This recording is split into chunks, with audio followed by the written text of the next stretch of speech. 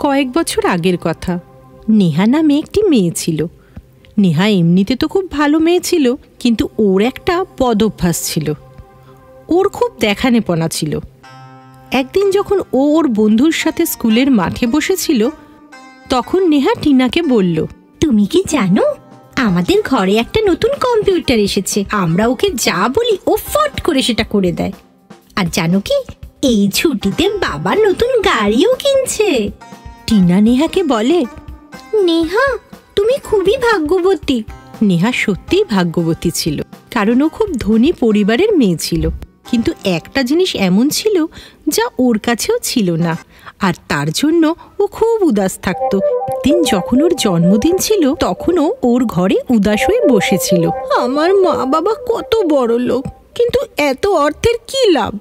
সর্বদাই ওরা কাজে ব্যস্ত থাকে, আর আমার জন্য ওদের কাছে একদমই সময় থাকে না। আমি পৃথিবীটা দেখতে চাই, আমি ঘুরতে চাই, সব জায়গায় যেতে চাই। আমি কি করব? আমার মনে খুব দুঃখ। ওই দিনটা নেহার কাছে খুবই বিশেষ দিন ছিল। নেহা ওর ঘরে জোরে জোরে কাঁদছিল। ওই সময় ওখান দিয়ে পড়ে যাচ্ছিল। এটা এটা কিসের শব্দ? নিশ্চয়ই কোনো বাচ্চা দুঃখে আছে। আর আমি থাকতে কোনো বাচ্চা কিভাবে দুঃখী থাকতে পারে? আমার গিয়ে দেখা উচিত। হ্যালো নেহা। কে কে তুমি? আর আমার নাম কিভাবে জানলে? আমি বাচ্চাদের পড়ি। আমি সব বাচ্চাদের নাম জানি, আর আমি সর্বদা ঘুরে ঘুরে খবর রাখি কোথাও কোনো বাচ্চা দুঃখী নেই তো। আর যদি ওই বাচ্চা দুঃখী হয়, তাহলে সে যা চায় আমি তাকে সেটা দিয়ে দিই। আজ আমি তোমাকে নিজের কাছে অভিযোগ করতে শুনেছি। সত্যি? আমি শুনলাম তুমি পুরো পৃথিবীটা ঘুরে দেখতে চাও। ও হ্যাঁ, আমি তোমার ইচ্ছা পূরণ করতে পারি। বাহ, তাহলে তো মজা হবে। পরি নেহাকে একটা জাদু বাক্স দেয়। এটা এটা কি? এটা তোমার জাদু উপহার। এটা সাবধানে রেখো। এটা তোমাকে পৃথিবী ঘুরতে সাহায্য করবে, আর তোমার ইচ্ছা পূরণও করবে। সত্যি? এটা তো ছোট্ট একটা সামান্য বাক্স, এটা জাদু কিভাবে হবে? তখন পরি হেসে নেহাকে বলে, এটা রেখে দাও, এটা তোমার ইচ্ছা পূরণ করবে। কিন্তু মনে রেখো, এটা একটা বিশেষ বাক্স। এটা তোমাকে লুকিয়ে রাখতে হবে, আর এর বিষয়ে তুমি কাউকে কিছু বলতেও পারবে না। যদি তুমি কাউকে বলো, তাহলে তার ফল খুবই খারাপ হবে। এই বলে পরি ওখান থেকে আকাশের দিকে উড়ে গেল। আমার এই বাক্সটা খুলে দেখা উচিত।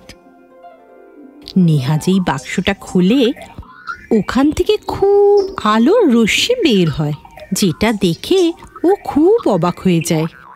নেহা ওই বাক্সে একটা লাল বোতাম দেখতে পায়। কিছুক্ষণ ভাবার পরে নেহা ওই বোতামটা টেপে। বোতামটা টিপতেই নেহা হাওয়ায় ভাসতে থাকে। আর যেই ওর পায়ের দিকে দেখে, ও সুন্দর একটা গালিচা সেখানে দেখতে পায়। বাহ, এটা কোনো সামান্য বাক্স নয়, এটা তো জাদু গালিচা। এবার নেহা ভাবে এটা কিভাবে চালাবে, আর তখনই ওর মাথায় একটা বুদ্ধি আসে। ও গালিচাটাকে বলে, আমাকে তাজমহল দেখাতে নিয়ে চলো। আর যেই ও বলে, তখনই গালিচা নেহাকে নিয়ে আকাশের দিকে উড়ে যায়, আর নেহাকে তাজমহলের দিকে নিয়ে যায়। নেহা এটা দেখে খুশি হয়। বাহ, আমি তো সত্যিই তাজমহল পৌঁছে গেছি। আর এভাবেই নেহা রোজ রাতে নতুন নতুন জায়গায় ঘুরতে যায়। নেহার সব ইচ্ছে পূরণ হয়। পরের দিন যখন নেহা স্কুলে যায়, তখন ওর বন্ধু টিনা বলে, নেহা তুমি কি জানো এই ছুটিতে আমরা সিমলা যাব? নেহা মনে মনে ভাবে, এ আর কি জানে, আমি তো পুরো পৃথিবীটাই ঘুরেছি। নেহার গালিচার কথা বলতে খুব ইচ্ছে করে, আরও পরীর সাবধান বাণী ভুলে যায়। তুমি কি জানো আমার কাছে একটা জাদু গালিচা আছে, যার সাহায্যে আমি পুরো পৃথিবী ঘুরেছি। নেহার কথা শুনে ওর বন্ধু হাসতে শুরু করে। চলো আমি তোমাকে দেখাচ্ছি। ওরা দুজন ছোট ক্লাস ঘরে যায়, আর নেহা ওই বাক্সটার বোতাম টেপে। কিন্তু এবার বাক্স গালিচায় রূপান্তরিত হয় না। এরপরে ওর বন্ধু আবার হাসতে থাকে। নেহা বাড়ি ফিরে যায়, আর ওই বাক্সটা দেখে কাঁদতে থাকে। তখন ওই পরী আসে আর বলে, তোমাকে আমি বলেছিলাম এই কথাটা কাউকে বলো না। নেহা জোরে জোরে কাঁদতে থাকে আর বলে, আমাকে ক্ষমা করে দাও পরি। তুমি পুরো পৃথিবী দেখে নিয়েছো আর একটা শিক্ষাও পেয়েছো, আর তাই তোমার এটার কোনো প্রয়োজন নেই। নেহা বলে, হ্যাঁ পরি, তুমি ঠিকই বলেছো। আর কিছুক্ষণ ভাবার পর পরীকে বলে, তুমি এই জাদু গালিচা যার প্রয়োজন তাকেই দিয়ে দাও। এই গল্পটা থেকে আমরা এই শিক্ষা পাই, আমাদের কখনোই নিজেদের শক্তির অন্যায় প্রয়োগ করা উচিত নয়। পরিলোকের সুন্দর রাজ্য, যে খুব সুন্দর সুন্দর পরীরা থাকত। ওদের মধ্যে চন্দ্রকলা নামের একটা পরী থাকত। ও অনেক সুন্দর ছিল, কিন্তু ওর রংটা কালো ছিল। কিছু পরীরা ওর কালো রঙের কারণে ওর সাথে খেলা আর ওর সাথে বাইরে যাওয়া আসা পছন্দ করত না। চন্দ্রকলার শুধু একটাই ভালো বান্ধবী ছিল, যার নাম চাঁদনি ছিল। একদিন চন্দ্রকলা অনেক দুঃখ পেয়ে বাগানে বসেছিল। তখনই ওইখানে ওর বান্ধবী চাঁদনি আসে। চাঁদনি বলে, চন্দ্রকলা, কি হলো? তুমি এরম দুঃখিত কেন? চলো কোথাও ঘুরে আসবো। মন তো আমারও অনেক করছে কোথাও ঘুরে আসার, কিন্তু এর জন্যে আমাদেরকে রানীমাকে জিজ্ঞাসা করতে হবে, উনি কি আমাদের যেতে দেবেন? চলো আমরা দুজনে একসাথে যাই আর রানীমাকে জিজ্ঞাসা করি। চন্দ্রকলা আর চাঁদনি দুজন একসাথে রানীমার কাছে যায় আর ওনার থেকে পৃথিবী ঘুরতে যাওয়ার অনুমতি নেয়। রানীমা খুশি খুশি ওদের দুজনকে পৃথিবী লোকে ঘুরতে যাওয়ার অনুমতি দেয়। অনুমতি পেয়ে দুজন উড়তে উড়তে পৃথিবী লোক ঘুরতে যায়। চাঁদনি, কত সুন্দর লোক এইটা! আমরা তো কোনো দিন ভাবিও নি যে পৃথিবী লোক এত সুন্দর হবে। হ্যাঁ চন্দ্রকলা, সত্যি খুব সুন্দর জায়গা এটা। চাঁদনি, নদীর কাছে থামি, আমার খুব জল তেষ্টা পেয়েছে। দুজন পরী নদীর থেকে জল খেতে থাকে, কিন্তু এ কি, চন্দ্রকলা যেই জল খাওয়ার জন্য হাত বাড়ায়, ওর জলের থেকে কিরম আজব মতো শীতলতা অনুভব হয়, যেরকম কি ওকে কেউ ছুঁচ্ছে। চন্দ্রকলা নিজের হাতটা সরিয়ে নেয় আর চাঁদনিকে বলে, চাঁদনি, এটা কিরম জল? আমার কিরম আজব মতন লাগলো। বেশি ঠান্ডা নাকি? না তো, তোমার এরমই মনে হয়। তুমি এত কমজোর কেন? তখনই পেছন থেকে কিছু আওয়াজ আসে, কেউ আমার সাহায্য করো, কেউ আমার সাহায্য করো। চাঁদনি, এটা কিরম আওয়াজ? চলো একবার গিয়ে দেখি। দুজন পরী ওইখানে পৌঁছে যায় যেখান থেকে আওয়াজ আসে, আর দেখে যে একটা রাজকুমার আধমরা অবস্থায় সাহায্য করার জন্য বলছে। আর দুজন রাজকুমারের কাছে যায় আর জিজ্ঞাসা করে, কি হয়েছে তোমার? কে তোমাকে আঘাত করেছে? আমি এইখান থেকে বেরোচ্ছিলাম, তো একটা সিংহ আমার ওপরে আক্রমণ করে দিল আর আমাকে আঘাত করে দিল। তুমি কি আমার সাহায্য করতে পারবে? আমার খুব জল তেষ্টা পেয়েছে। তুমি কি আমাকে জল খাওয়াতে পারবে? নিশ্চয়ই। তখনই চন্দ্রকলা নিজের জাদুই ডান্ডা দিয়ে রাজকুমারকে জল খাওয়ায় আর ওর আঘাতটাকে ঠিক করে দেয়। বাহ, খুব ভালো, তুমি তো কামাল করে দিলে। তোমার অনেক অনেক ধন্যবাদ। তোমরা দুজন এই দেশের মনে হচ্ছে না, কোথা থেকে এসেছো? তোমাদের আগে তো কোনোদিনও দেখিনি। আমরা দুজন পরিলোক থেকে এসেছি, এই পৃথিবী লোকে ঘুরতে। কিছুক্ষণ পর রাজকুমার পরীদের থেকে যাবার অনুমতি নেয় আর মহলের দিকে চলে যায়। আর আস্তে আস্তে রাত হয়ে যায়, আর পরীরা ভাবে এত রাত হয়ে গেছে, ওদের কোথাও থেমে যাওয়া উচিত। উড়তে উড়তে ওরা একটা ঘর দেখতে পায়, যেটা খালি ছিল আর ওর ভেতরে কেউ ছিল না।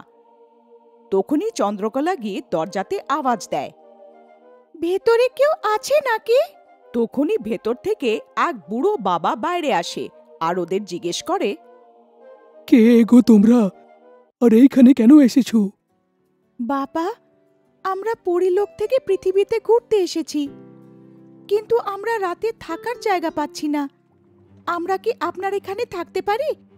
হ্যাঁ হ্যাঁ, কেন নয়, কিন্তু একটা কথার খেয়াল রাখবে, এখানে চুরি অনেক হয়। কালই কেউ আমার ছাগল আর ওর বাচ্চাকে চুরি করে নিয়েছে। চন্দ্রকলা নিজের জাদুই ডান্ডা ঘোরালো আর বাবার ছাগল আর ওর বাচ্চাকে সামনে এনে দাঁড় করিয়ে দিল। এই দেখে বাবা অনেক খুশি হয়ে যায় আর ওদের আশীর্বাদ দেয়। আমি তোমাদের থেকে অনেক খুশি হয়েছি। আমি কি তোমাদের কিছু দিতে পারি? দাঁড়াও, আমি এখনই আসছি। বাবা নিজের ঘরের ভেতরে যায় আর ওইখান থেকে জলের ঘট নিয়ে আসে। জলের ঘট থেকে চন্দ্রকলার ওপরে কিছু জল ছেটায়। যেই সে চন্দ্রকলার ওপরে জলের ছিটে ফেলে, ওর রং চাঁদনির মতন ফর্সা হয়ে যায়। ও আরো সুন্দর দেখতে লাগে, আর এটা দেখে ওরা আরো খুশি হয়ে যায়। মা চন্দ্রকলা, তুমি অনেকই ভালো পরী। আগের জন্মে তোমার থেকে কিছু ভুল হয়ে গেছিল, তাই জন্যে তোমার রং কালো হয়ে গেছিল। আর এই জন্মে তুমি অনেকই ভালো আর উদার মনের, এই জন্যে আমি তোমাকে ওই অভিশাপ থেকে মুক্ত করে দিলাম। তখনই ওই জায়গা থেকে ওই রাজকুমার যাচ্ছিল। সে ওই দুজন পরীকে দেখল, কিন্তু এ কি, ও চন্দ্রকলা পরীকে দেখে থেমে গেল। ও আগের থেকে আরো সুন্দর দেখতে লাগছিল। আমি তোমাকেই খুঁজছিলাম। তুমি কি আমাদের মহলে যাওয়া পছন্দ করবে? হ্যাঁ, নিশ্চয়ই, আমাদেরও মহল দেখার আছে। আর দুজন পরী রাজকুমারের গাড়িতে বসে যায় আর মহলের দিকে যায়। মহল পৌঁছে রাজকুমার নিজের মা বাবাকে চন্দ্রকলার সঙ্গে আলাপ করায় আর ওদের সামনেই চন্দ্রকলার সঙ্গে বিয়ে করার প্রস্তাব রাখে।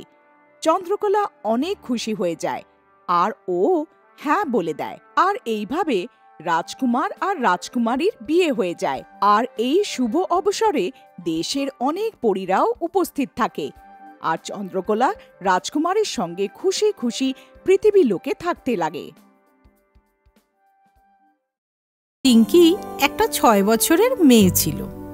ও বিছানায় ওর মায়ের কাছে শুয়েছিল আর ওর মা ওকে গল্প বলছিল। মা, সত্যি কি পরী আছে? হ্যাঁ চিঙ্কি, কিন্তু পরীরা শুধু ভালো বাচ্চাদেরই পছন্দ করে, আর ওরা দুষ্টু বাচ্চাদের সামনে আসে না। তুমি কিন্তু কখনোই দুষ্টুমি করবে না, কারণ পরীরা সবসময় তোমাকে দেখছে। চলো এবার ঘুমিয়ে পড়ো চিঙ্কি। শুভরাত্রি চিঙ্কি। শুভরাত্রি মা। চিঙ্কি খাবার টেবিলে ওর বোন মিঙ্কির সাথে পুতুল নিয়ে খেলছিল। মিঙ্কি, তাড়াতাড়ি দুধটা খেয়ে নাও। আর চিঙ্কি, পুতুল খেলা ছেড়ে এবার তোমার আপেলটা খাও, তাড়াতাড়ি।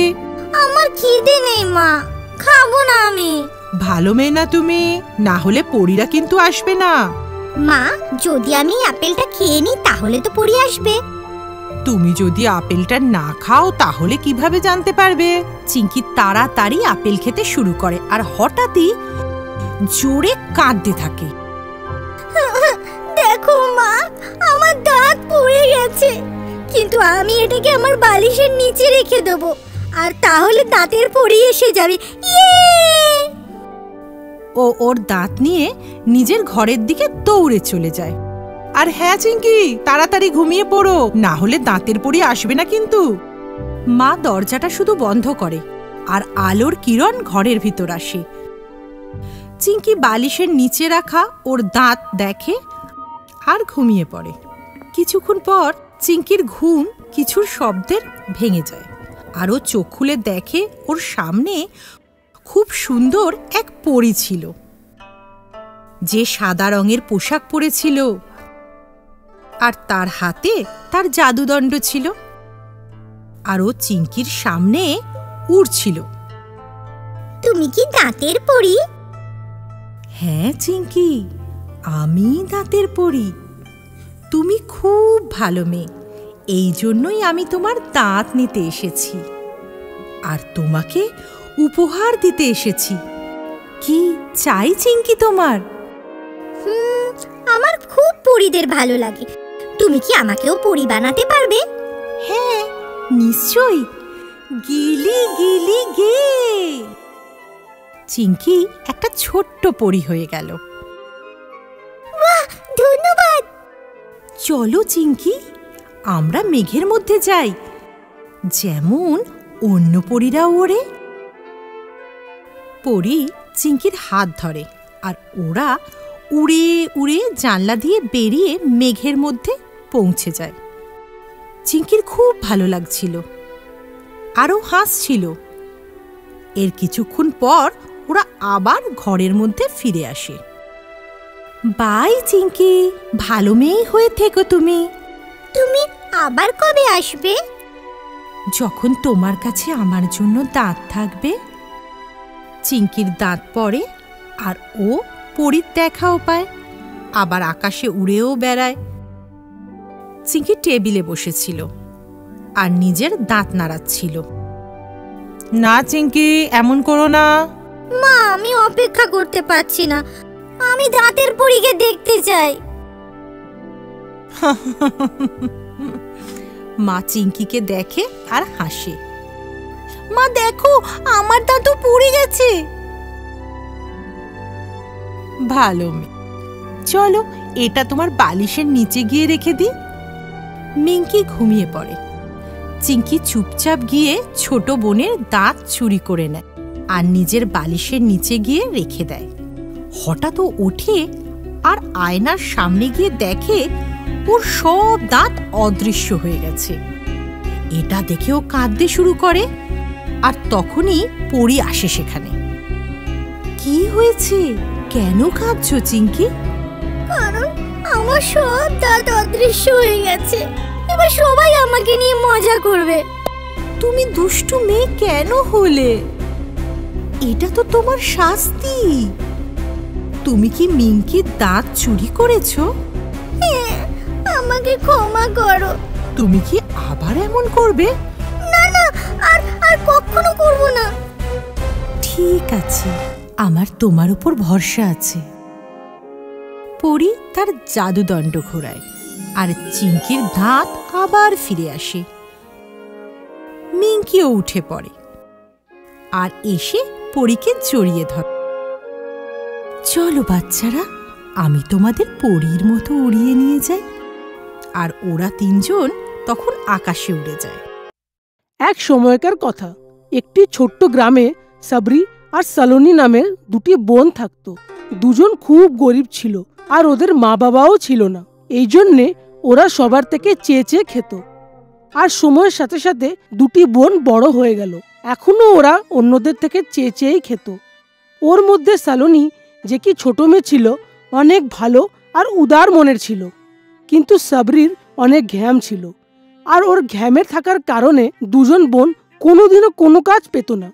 সালোনি এ নিয়ে অনেক চিন্তিত থাকতো। একদিনের কথা, সালোনি যখন কাজ থেকে বাড়ি ফিরল তো দেখলো যে বাড়িতে কিচ্ছুটি খাবার নেই আর ওর অনেক খিদে পেয়েছিল। ও ভাবলো, চলো বাইরে যাই, যদি কাউকে পাই, কেউ যদি কিছু দেয়। এই ভেবে সালোনি বাড়ি থেকে বাইরে বেরোয়, কিন্তু ও সঙ্গে নিজের জলের বোতলটাও নিয়ে যায়।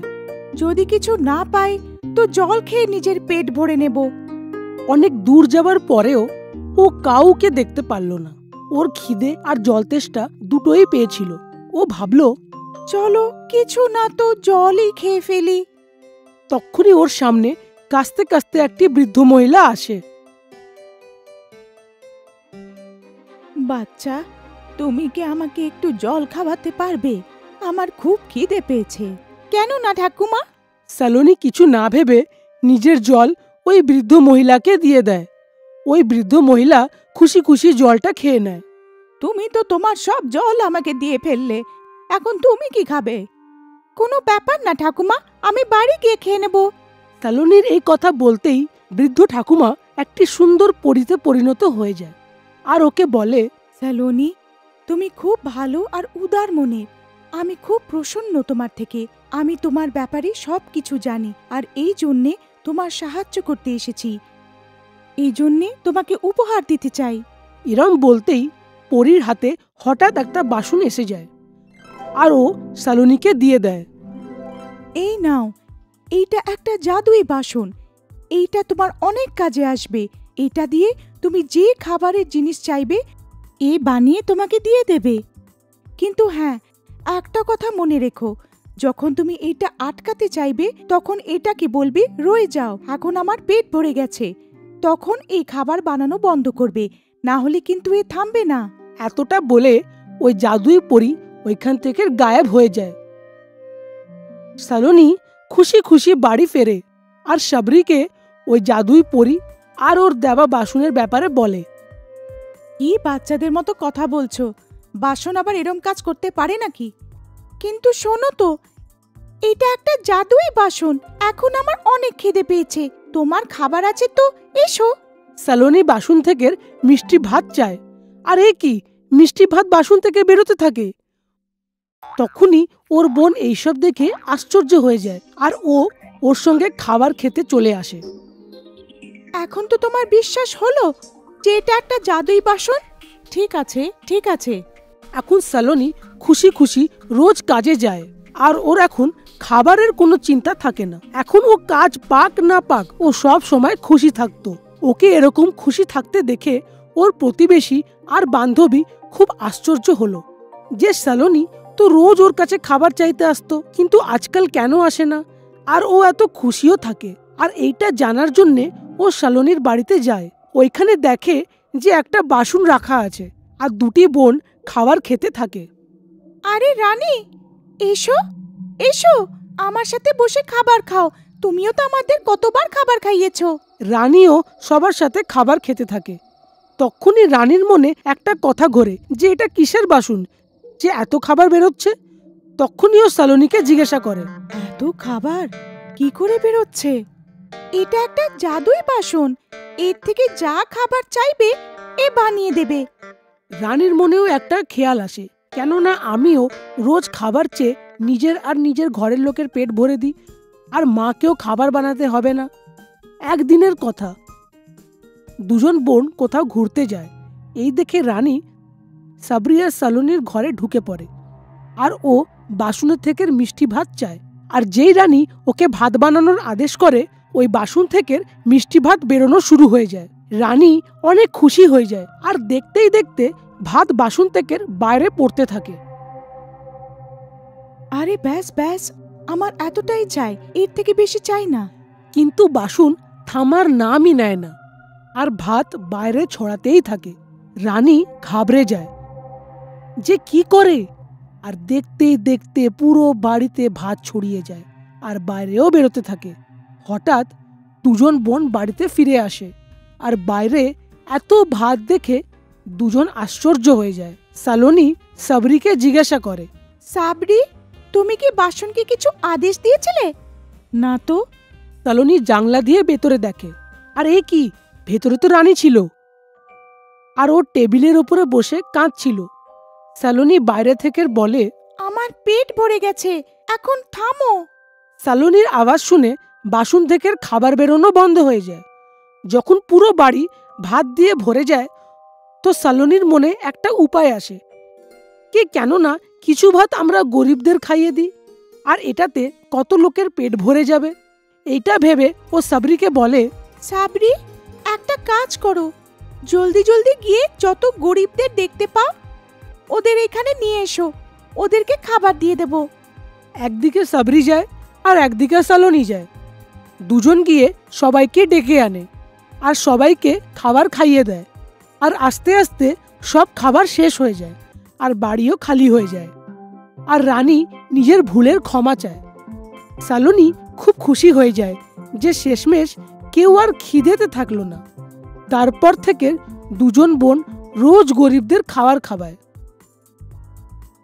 একদিন হঠাৎ একটা লোক ওদের বাড়িতে আসে, আর ওদের থেকে ওই জাদুই বাসনটা চায়, আর বলে, বেটা, আমার কাছে ঘরে অনেক বাচ্চা আছে, আর আমি অনেক দূর থেকে এসেছি। তুমি কি আমাকে এই বাসন দিতে পারবে? আমার বাচ্চারা অনেক খিদেতে আছে। সালোনি আর সাবরি কিছু চিন্তা ভাবনা না করে এই সিদ্ধান্ত নেয় যে বাবাকে ওই বাসনটা দিয়ে দেওয়া উচিত। সালোনি সঙ্গে সঙ্গে বাবাকে বাসনটা দিয়ে দেয়। তখনই হঠাৎ বাবা ওই জাদুই পরীতে পরিণত হয়ে যায়, যে সালোনিকে ওই বাসনটা দিয়েছিল। সালোনি এইটা দেখে অনেক খুশি হয়ে যায়, আর বলে, আরে আপনি, আমি এইটা দেখতে এসেছিলাম যে তুমি আগের থেকে কতটা বদলে গেছো, আর তুমি কত সবার সাহায্য করছো, আর তোমার বোনও কতটা বদলে গেছে। এইটা তুমি নিজের কাছেই রাখো, আমি তোমার থেকে অনেক খুশি। এইটা বলে ওই পরী ওইখান থেকে গায়েব হয়ে যায়। আর এরপর থেকে সালোনি আর সাবরি পুরো গ্রামকে রোজ খাবার খাওয়ায়।